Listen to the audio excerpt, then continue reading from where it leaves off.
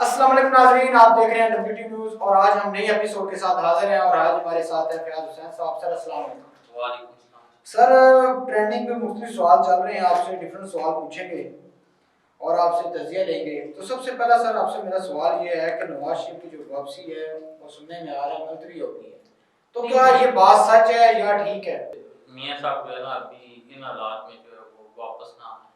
अभी तो उनको आ जाना चाहिए क्योंकि आगे इलेक्शन जो है अगर जनवरी में उन्होंने करना है तो इनके लिए कुछ टाइम जो है ना वो लाजमी उनको पाकिस्तान में रहना पड़ेगा।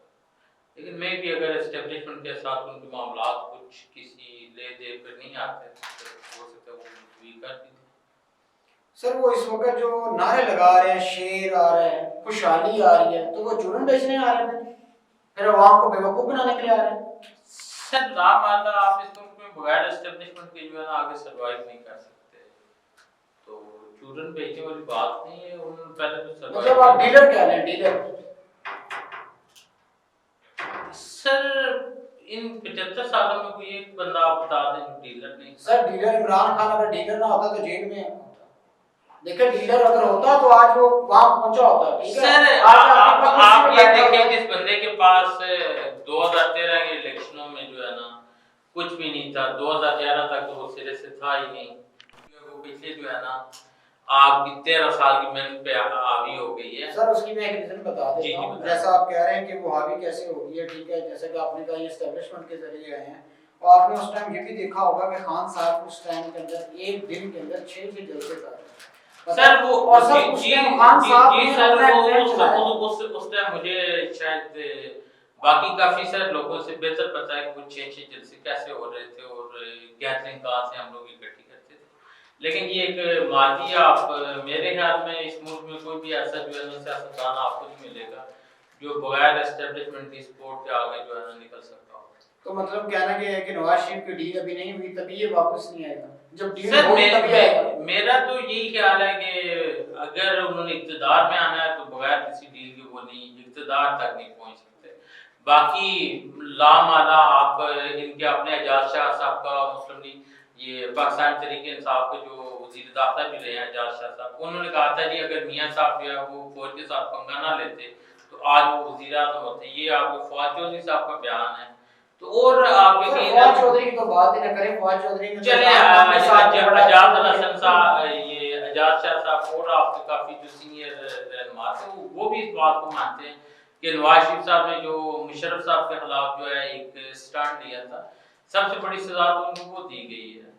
तो फिर इसका मतलब है कि ये जो लीडर की बातें कर रहे हैं और खुशहाली की बातें कर रहे हैं और शहबाज शरीफ ने कहा कि अगर हमें मौका मिला तो हम दोबारा अगर हमें आए तो हम इंशाल्लाह मुल्क के अंदर खुशहाली लेके आएंगे और तकदीर बदल देंगे, जो उन्होंने लफ्ज बोला है तकदीर बदल देंगे। तो सर 1.5 साल के अंदर इन्होंने तकदीर हमारी बदली है ना? सर 1.5 साल में अगर आप इनको देखें, अगर आप इनको अवाम की नजर से देखें तो इनकी परफॉर्मेंस बहुत गलत थी। तो इसका मतलब लेकिन अगर आप इसको इंडिविजुअल से हटकर आप मुल्क की राय में देखें तो इनकी परफॉर्मेंस बेहतर थी।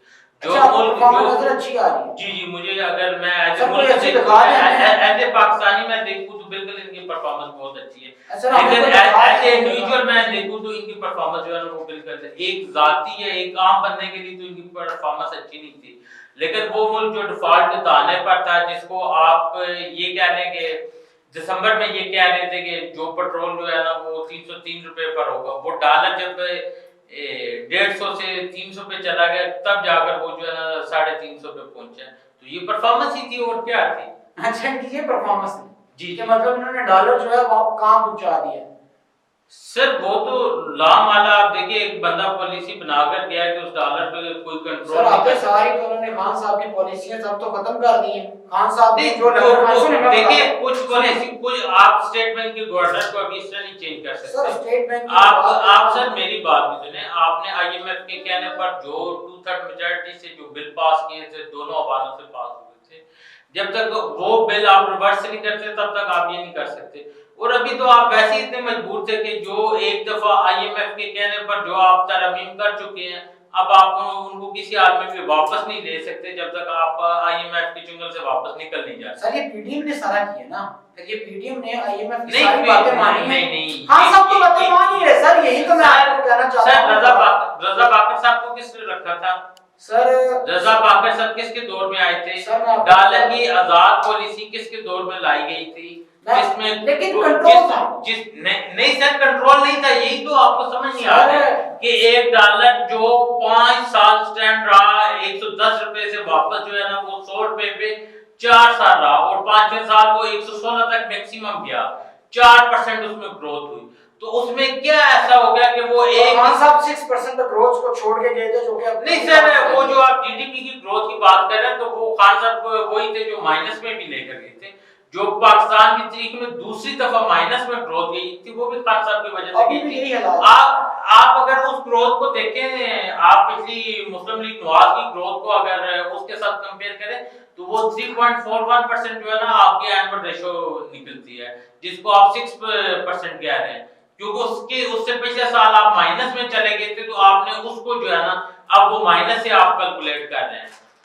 सर ठीक हो गया, आपने ग्रोथ की बात की। सर मेरा सवाल फिर वही है कि नवाज शरीफ जो है क्या ये एस्टेब्लिशमेंट के जरिए आएगा, या जिस तरह लोग कहते हैं बूट खान साहब को कहते थे ना सिलेक्टेड कहते थे, तो सर इनको पूछना मैं ये चाहता हूँ कि आज किसकी बात कर रहे हैं? आज तो सिलेक्टेड नहीं हो रही, तो आज आप इस तरह फिर इसका मतलब है जिसने 3 साल इमरान खान की हुकूमत में खाकान अब्बासी एक ही चीज के ऊपर बोलते थे, सिलेक्टेड, तो आज ये खुद किस तरह है?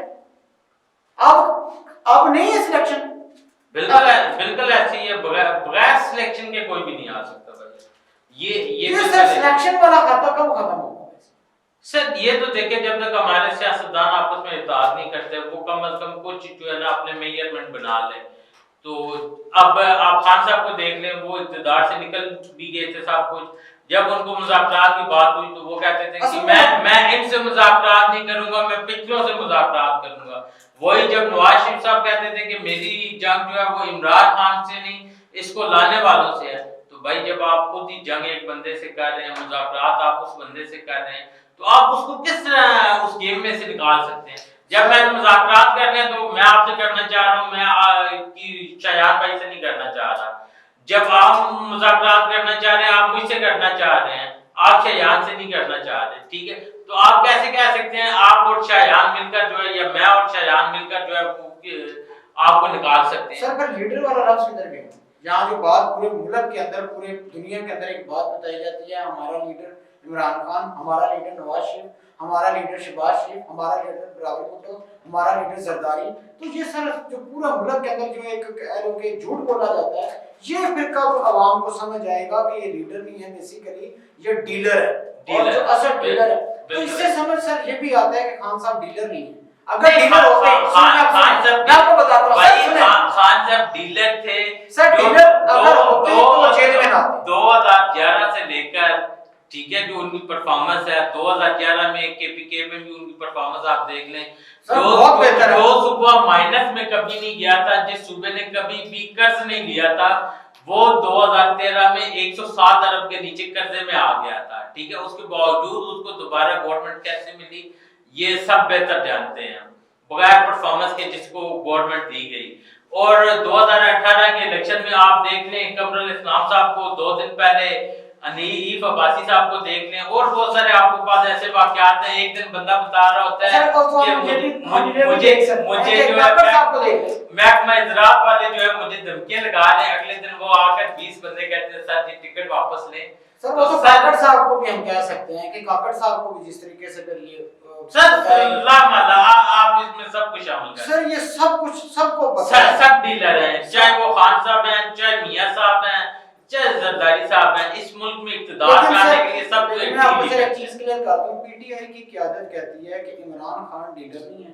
इमरान सुने सवाल की बोर्ड में हुकूमत भी ये कहती है। साहब आप सुने, इमरान खान की जो क़यादत है, जो इमरान खान की पीछे जो लोग हैं, वो सब ये कहते हैं कि खान साहब डीलर नहीं है। अगर खान साहब डीलर ना होते, ठीक है, डीलर नहीं है ना, तो तभी जेल में है। अगर डीलर असल में होते तो आज आगे हाजी साहब से माफी मांगते। नहीं सर, इस तरह नहीं होता। आपका क्या ख्याल है, मुस्लिम लीग नवाज 2017 में जो है ना वो फौज के खिलाफ प्रॉपर बयानिए में उनको गवर्नमेंट से उतारा गया था, सब ठीक है।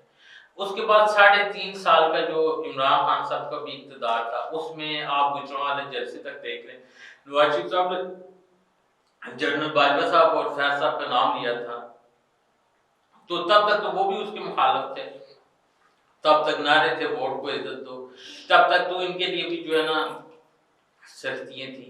तो क्या आप उनको फिर कैसे डीलर कह सकते हैं? आप अगर ये बात करते हैं तो ये बात तो उन लोगों पे भी फिट आती है जिन्होंने 11 सजाएं काटी थी और जिन पे फर्द जुर्म भी कोई नहीं आया हो सका था। ये नहीं पता होता था कि भाई इन पे मुकदमा क्या है, खान साहब पे झूठा है सच्चा है, कम से कम पता तो है मुकदमे के किन चीजों के। खान साहब का फिर आप ये देखें ना, ओपन कोर्ट के अंदर ये होने जा रहा है सर, ये तो आप ये देखें ना, आप ओपन कोर्ट में आएगा तो पता चल जाएगा। उस टाइम तो वो लोग मिलते करते थे कि भाई ओपन ट्रायल करो, शायद खाना बासी का था कि भाई आप इन कैमरा जो है ना हमारा ट्रायल करें, आप दूसरे का देखें। नवाज शरीफ साहब ने कहा था पनामा के केस में कि आप इसको ओपन ट्रायल करें, तो उनकी उनमें से किसी की बात नहीं थी। इस मुल्क को जिस बंदे ने नुकसान पहुंचाया, खान साहब को फिर भी ये मौका दिया जा रहा है, भाई आप सच्चे हैं, आप ओपन ट्रायल में आए। तो उन्हें कहा गया था आप चार्ट ले लें, हमने पैसे इंस्टॉलमेंट में देने, उन्होंने कहा था नहीं, तो वो 3 माह भी आप सरवाइव नहीं कर सके। तो ये एलपीजी में तो जितना काम जो है पिछली गवर्नमेंट ने छोड़ करके ये पीटीआई की, उससे बड़ा तो किसी और ने किया ही नहीं है। इस मुल्क में तो आई के क्राइसिस या मुशर्रफ साहब के दौर में शुरू हुए या फिर पीटीआई की नाअहली की वजह से हुए हैं। सर, पीटीआई की नाली ये थी कि उसने लोगों का ख्याल किया। लोगों का कैसे ख्याल किया? आप मुझे रीजन बताओ। उसको बताता हूं सर। सर देखें, कोरोना के टाइम के अंदर जो बंदा 170 पे पेट्रोल दे रहा हो, हर घर को 12,000 रुपए दे रहा हो, हर गरीब के खाने के लिए ख्याल किया हो, हर गरीब बंदे के लिए सोने का इंतजाम किया हो। सर आपको पता है कोरोना के दौर में इंटरनेशनल मार्केट में क्रूड ऑयल $2 फी बैरल आ गया था। यानी अगर उस टाइम गवर्नमेंट ऑफ पाकिस्तान को जो इसकी मैक्सिमम कॉस्ट पड़ रही थी वो 13 से 14 रुपए पड़ रही थी, उस दौर में जो बंदा 14 रुपए की चीज लेकर 160 में दे रहे हैं, आप क्या कह रहे हैं? वो गरीब का ख्याल कर रहे हैं। मुझे बताएं, आप कह रहे हैं कितनी पड़ रही थी, ये आप गलत कह रहे हैं। मैं आपको बताता हूं सर, मैं बताता हूं एक कैसे हो सकता है कि पूरी दुनिया के अंदर हर चीज बंद हो गई है और आपको चीज सस्ती दे रहे हैं। वो भाई कहते नहीं, कोई एक ऐसा बंदा बता दे कोरोना के अंदर सर लोगों का जीना मरना हो गया था, लोगों के कारोबार ठप हो गए हैं, और आप कह रहे हैं कि चीजें सस्ती हो गई। सर कोरोना के अंदर आप बाकी चीजों की मैं बात नहीं कर रहे सर, मैं क्रूड ऑयल की बात कर रहा हूँ। शायद आपके नॉलेज में ये नहीं है, मार्च में क्रूड ऑयल ठीक है गिर चुका था, इतना गिर चुका था कि इन जगहों पर उन्होंने आपको रेंट की भी ऑफर की थी। -40 तक भी कुछ कंट्रीज का क्रूड ऑयल गया था, पर बैरल के साथ $40 जो है ना वो लोग दे रहे थे कि इसको उठाएं। मसला सर हमारे यहाँ कैपेसिटी भी नहीं सेव करने। सर आप इस तरफ ना आए ना, अब ये भी तो नहीं, बहुत सी चीजें हैं। नहीं सर देखिए, एक तरफ आपने कहा खान साहब लोगों को जो है ना उस टाइम बड़ा रिलीफ दे रहे थे, जब 14 से 20 रुपए पर लीटर आपको पड़ रही है, वो चीज जब आप आवाम को 160 रुपए दे रहे हैं, उस टाइम नो डाउट मुल्क के हालात ऐसे थे, आपने लोगों के लिए करना था। मैं इस बात को इतना कहता नहीं, लेकिन जब वही रेट आपका 140 पे पड़ा, जब वही ऑयल आपको 250 के करीब पड़ा, आप जब वो ऑयल आप पे 160 पे दे देते IMF के साथ। सर मैं आपको एक सिंपल सा तजर्बा बताता हूँ। जो आपने बात की, आप कह रहे हैं 160 पे था, 130 पे से 120 है। सर यकीन मानिएगा, जो रेडी चला रहे हैं या मोटरसाइकिल चला रहे हैं, चाहे रिक्शा चला रहे हैं, चाहे गाड़ी चला रहे हैं, वो यकीन मानिएगा खुश था। उससे नहीं पता क्या चल रहा है, लेकिन वो इस बात पे अच्छी तरह खुश था कि कम से कम मुझे ये चीज सस्ती मिल रही है। सर अब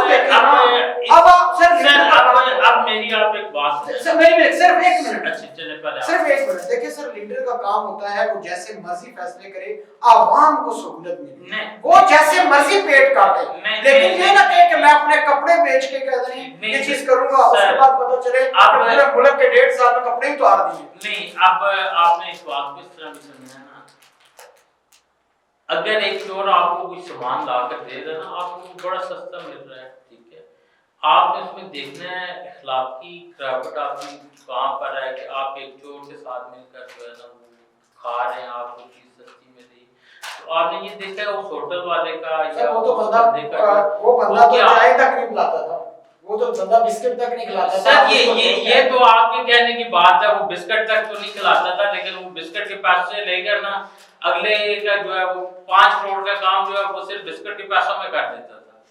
वो आप अल-कादर यूनिवर्सिटी आपके पास देखिए गरीबों की यूनिवर्सिटी है सर, मुंह बोलता गरीबों की यूनिवर्सिटी है। ओ भाई गरीबों की यूनिवर्सिटी आप मान लेते हैं, लेकिन 190 मिलियन पाउंड वो आप क्या समझे, 190 मिलियन पाउंड की का आप एक बंदे को रिलीफ दे रहे हैं और उससे आप टोटल 5 अरब ले रहे हैं। तो यार आप ये भी सोचे ना, आप 190 मिलियन पाउंड ले रहे हैं, आपके पास 200 अरब की एक बंदे को छूट दे रहे हैं, उससे सिर्फ 5 अरब ले रहे हैं। ये आपने मुल्क को तो 200 अरब का चूना लगा दिया। उसका नाम है मलक रियाज।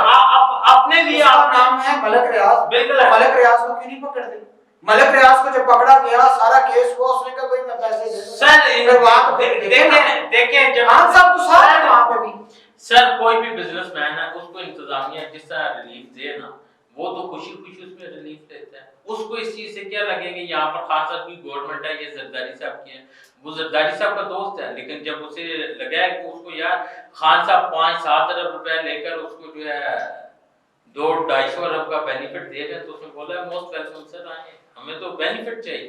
उसने अपना और वो बेनिफिट किसको दिया? खान साहब ने गरीब लोगों को। ये गरीब लोग मतलब याद आपको गरीब नजर, अब सर मलक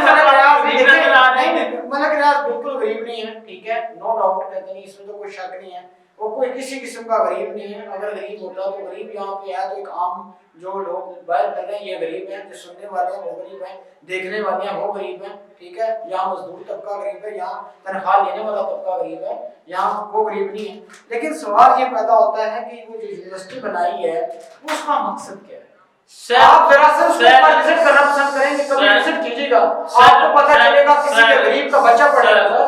सर मेरी आप एक छोटी सी बात सुनिए, मैं ये बात नहीं कर, मैं सिर्फ ये बात कहना चाह रहा हूँ कि आप एक बंदे की जेब में से 20,000 रुपये निकालते हैं, ठीक है, आप उसमें से 10 रुपये मस्जिद में दे देते हैं, तो क्या अब आपकी वो मैं 20,000 की चोरी इस बात पे जो है वो आपको शेयर करूंगी, आपने उसमें से 10 रुपये या 100 रुपये मस्जिद में दे दिए? सर दोनों चीजें गलत है मेरे कागजों में, तो दोनों इतने अपना ख्याल रखिएगा, लास्ट में हमारे चैनल का भी ख्याल रखिएगा, और नेक्स्ट वीडियो में इंशाल्लाह मिलते हैं। लेकिन चैनल को सब्सक्राइब करना और शेयर करना मत भूलिएगा। Thank you very much.